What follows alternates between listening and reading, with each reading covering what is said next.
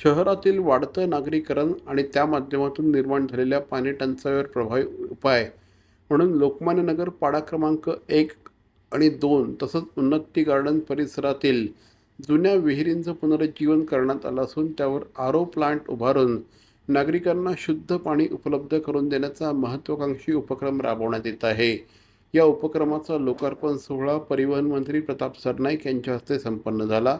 कार्यक्रमाला शिवसेना ठाणे शहर प्रमुख आणि नगरसेवक श्री राजेंद्र पाठक, राकेश शिंदे, नगरसेविका शीतल ढमाले, सुलेखा चव्हाण, जयश्री डेव्हिड, शिवसेना विधानसभा सचिव संदीप डोंगरे, विभाग प्रमुख भगवान देवकाते, रामचंद्र गुरव, संतोष ढमाले, देवेंद्र साळवी यांच्यासह अनेक कार्यकर्ते उपस्थित होते.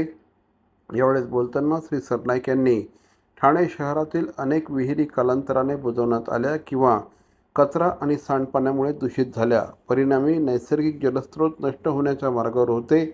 ही बाब लक्षात घेऊन तत्कालीन मुख्यमंत्री श्री एकनाथ शिंदे यांच्या कार्यकाळात ठाणे शहर आणि मीरा भाईंदर परिसरातील 46 विहिरींच्या पुनर्जीवनासाठी 50 कोटी रुपयांचा निधी उपलब्ध करून देण्यात आला.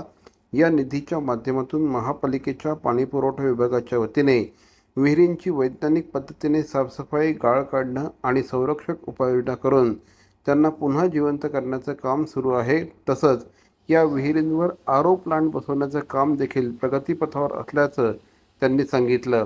या उपक्रमामुळे एप्रिल-मे महिन्यात भासणारी पाणीटंचाई मोठ्या प्रमाणामध्ये कमी होणार आहे.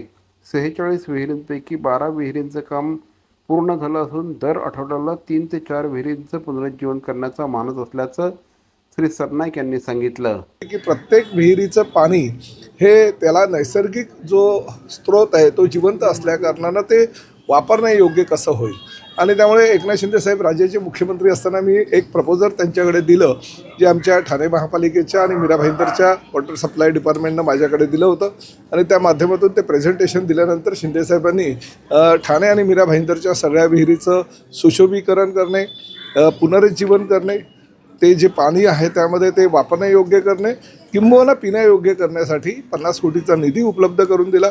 ते प्रपोजल आम्ही तयार केलं आणि गेल्या 2 वर्षापासून त्यावर काम चालू होऊन आज त्यापैकी बहुतांश विहिरी ह्या स्वच्छ करण्यात आलेल्या आहेत. त्यावर आरो प्लांट लावलेले आहेत.